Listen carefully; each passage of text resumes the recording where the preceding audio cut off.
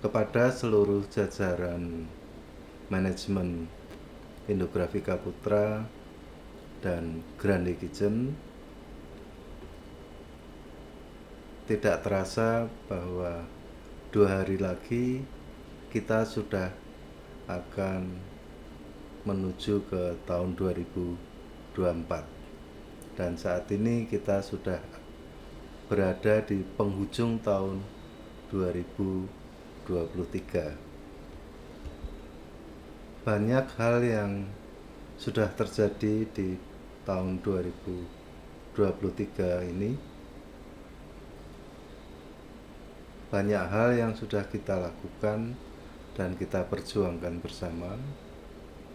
Ada yang gagal, ada yang berhasil, ada yang benar langkah kita, juga ada yang salah. Nah,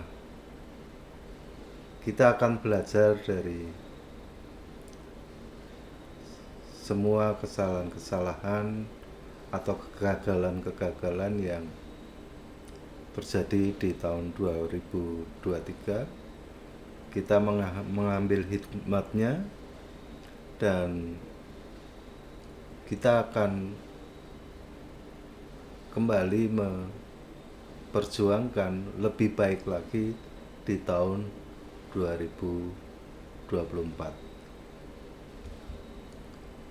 Visi misi kita untuk Indografika Putra maupun Grande Kitchen tidak berubah. Kita tetap pada visi misi yang sama. Untuk Grande Kitchen, kita tetap memprogramkan untuk memiliki 50 cabang di tahun 2027. Sedangkan di Indografika, kita ingin mencapai target-target yang sudah kita canangkan kepada tim manajemen yang ada. Kita ingin mencapai gross profit 1,3 miliar per bulan untuk Indografika Putra. Tentu hal ini bukan mudah, tetapi juga bukan sulit apabila kita tahu jalannya dan kita memperjuangkan dengan baik dan benar. PR kita masih banyak sekali yang harus kita lakukan, ya. Dan dengan satu konsistensi yang tinggi untuk mencapai apa yang kita cita-citakan, ya, yang ada atau tercantum dalam visi misi, ya. Tahun 2024 untuk Indografika sendiri, seperti tadi sudah kita singgung, kita ingin mencapai minimal 1,3 miliar GPF per bulan.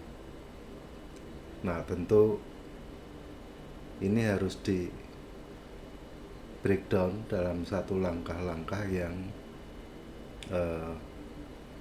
sistematis, terprogram dengan baik, dan aspek-aspek yang mendukung untuk tercapainya itu benar-benar kita perhatikan dengan baik. Sedangkan untuk Grande Kitchen sendiri, kita mentargetkan per cabang itu minimal target bisa tercapai 100 juta. Grande Kitchen sendiri akan terus berjuang meningkatkan product development-nya dan juga berencana untuk mengoperasikan 24 jam open resto, ya. Kita tidak akan mau untuk bercita-cita yang kecil, karena kita yakin bahwa visi yang besar ini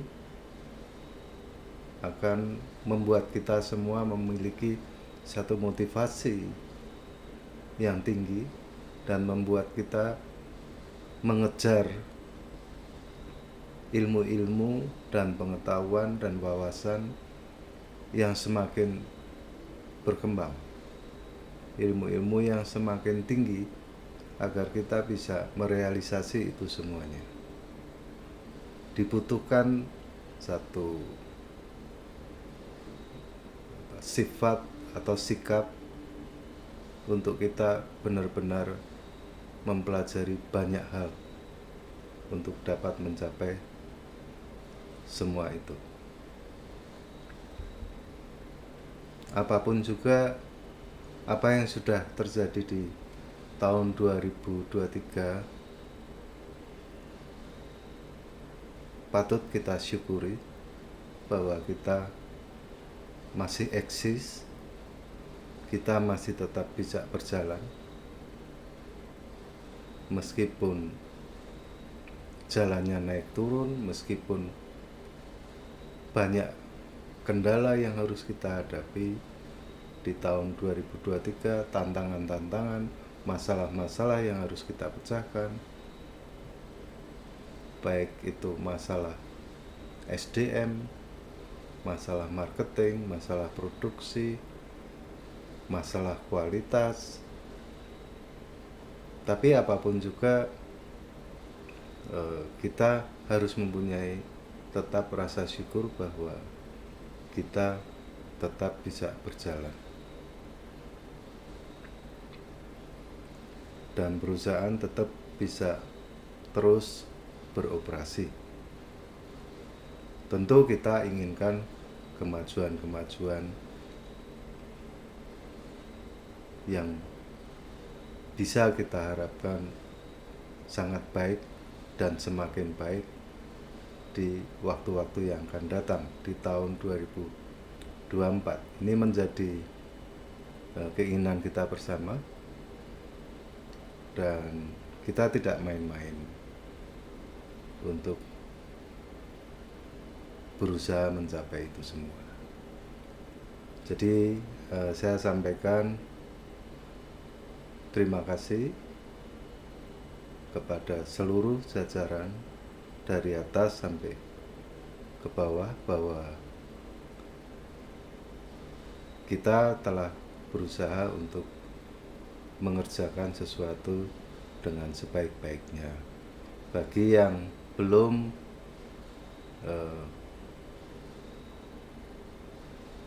menyikapi kerja dengan sebaik-baiknya, kita harapkan ada perubahan-perubahan di tahun 2024 agar kita bisa semakin maju.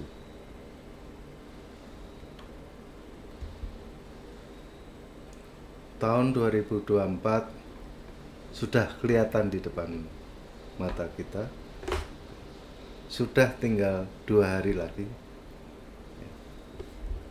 Apapun juga kita harus dengan mata kita melihat bahwa ada harapan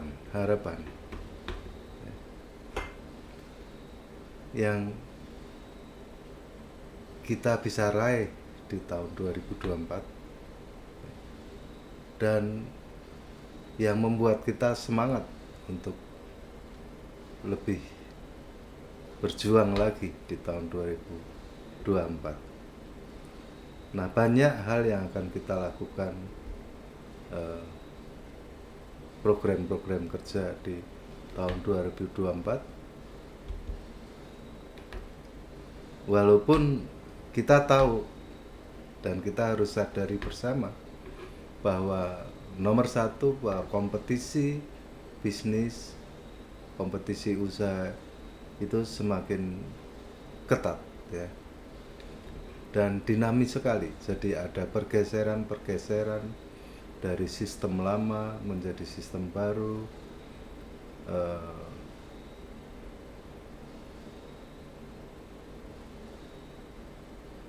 penerapan digital bisnis di segala lini, di segala aspek kehidupan, yang menuntut kita bahwa kita pun juga harus menyesuaikan diri.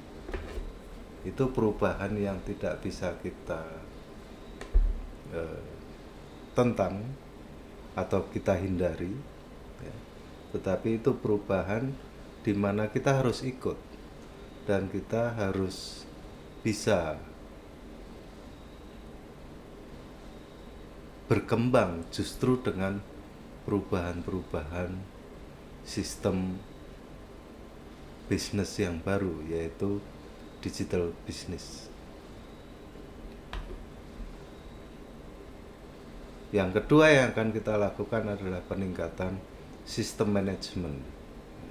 Ini yang terus harus kita akan bangun, karena kita mau perusahaan kita ini nanti berjalan by system, berkembang by system. Di situ tentu banyak sistem-sistem yang harus dibangun, sistem informasi terutama, sistem informasi yang bagus yang akan sangat berpengaruh pada analisis situasi, analisis bisnis, dan pengambilan keputusan yang tepat, yang strategik dan tepat. Kemudian yang ketiga, kita fokus di tahun 2024 yaitu peningkatan kualitas SDM. Jadi kita akan betul-betul lebih serius dalam peningkatan kualitas SDM. Kita akan lakukan screening seluruh SDM, jajaran SDM yang ada. Lalu kita akan evaluasi semua itu. Lalu langkah-langkah apa yang akan kita lakukan dalam rangka peningkatan kualitas SDM. Yang keempat adalah peningkatan technical skill di setiap lini. Jadi ada dua kelompok program besar yang akan kita jalankan di tahun 2024 dan akan kita mulai di awal tahun. Semoga persiapannya sudah selesai. Nanti yaitu yang pertama training operator ini di Indografika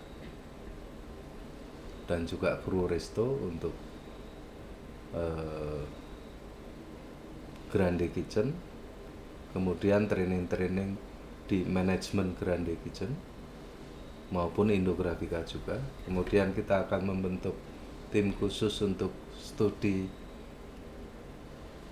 mengenai digital marketing, karena digital marketing ini dinamis dan itu harus kita sikapi setiap hari. Jadi kita harus mempunyai orang-orang yang high skill di bidang digital marketing. Kemudian juga ada tim khusus yang akan mempelajari programming, dalam hal ini automation system, untuk mesin-mesin yang otomatis. Yang kedua, program besar kita adalah ODP atau Officer Development Program.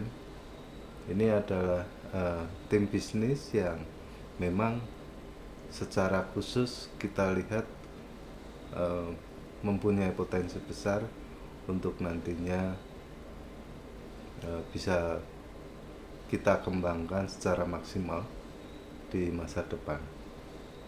Tetapi bukan berarti bahwa yang tidak masuk dalam ODP itu tidak berpeluang untuk bisa berkembang yang sama. Tidak seperti itu. Semuanya kita berikan peluang yang sama, ya. Hanya yang ODP ini memang akan kita lakukan pendidikan secara khusus. Yang kelima, program-program dan strategi pengembangan bisnis yang akan kita pertajam lagi program-programnya. Seperti di Indografika kita sedang mendalami atau studi mengenai virtual warehouse yang akan kita coba kembangkan, berkisar sampai dengan 40 titik di beberapa kota. Itu sedang kita lakukan analisis dan pendalaman yang serius ya. Nah, sebetulnya kita lihat bahwa peluang-peluang baru masih sangat terbuka. Kuncinya adalah kreatif dan inovatif. Selalu saya katakan bahwa dunia saat ini, dunia yang mudah untuk kita dapat mengakses informasi, apapun juga. Ya misalnya kita mau tahu bagaimana sih kalau di Grande kita membuat es krim, bagaimana sih kita membuat ini bagaimana sih pengetahuan artinya apa sih dan segala macam. Kita dengan mudah bisa mengakses di era internet ini, era digital, semuanya serba tersedia gitu.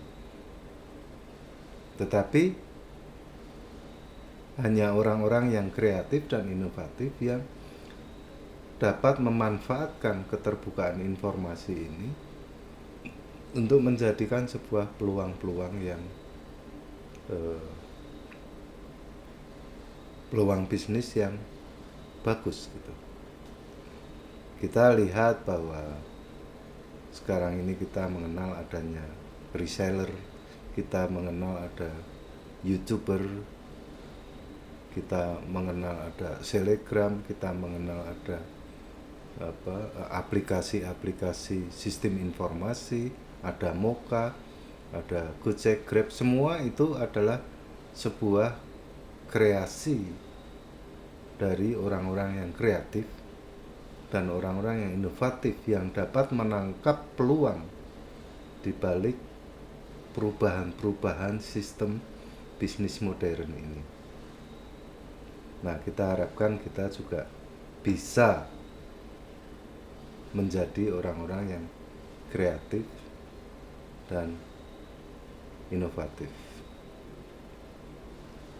Satu catatan penting dari saya bahwa memang kita harus betul-betul concern pada kualitas SDM kita. Itu menjadi underlined atau garis bawah kita untuk betul-betul ke depan ini menjadi fokus utama, bahwa apabila kita sudah melakukan pembinaan yang semaksimal mungkin, tetapi bahwa SDM yang bersangkutan tidak bisa seperti yang kita harapkan, maka itu menjadi keputusan yang berbeda. Jadi apapun juga kita akan perbaiki sistem-sistem training dan perbaikan peningkatan kualitas trainingnya, modul-modul training yang segala macam itu menjadi satu aset yang sangat berharga buat kita, di mana nantinya akan kita terapkan pada program-program training. Karena begini, apapun juga, sehebat apapun mesin yang ada, baik itu produksi, baik itu marketing, digital marketing, finance, teknik dan segala macam, skillnya, alat-alatnya otomatis dan segala macam. Tapi kalau orang-orangnya orang-orang yang tidak bertanggung jawab, atau orang yang motivasinya tidak bagus, ya, kepribadiannya atau karakternya memang sulit untuk dibina agar bisa berkembang maju, maka semua peralatan-peralatan yang canggih pun tidak ada gunanya. Karena setiap peralatan canggih apapun juga itu tetap harus dikendalikan manusia.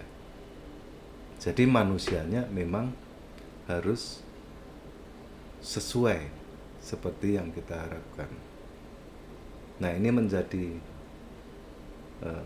sudah underline, juga red notes, catatan-catatan merah yang harus sangat kita perhatikan di tahun 2024. Demikian dari saya. Selamat tahun baru kepada kalian semua, kita semua. Mari kita song-song tahun 2024 dengan semangat baru, dengan motivasi baru, dengan daya juang yang baru. Terima kasih.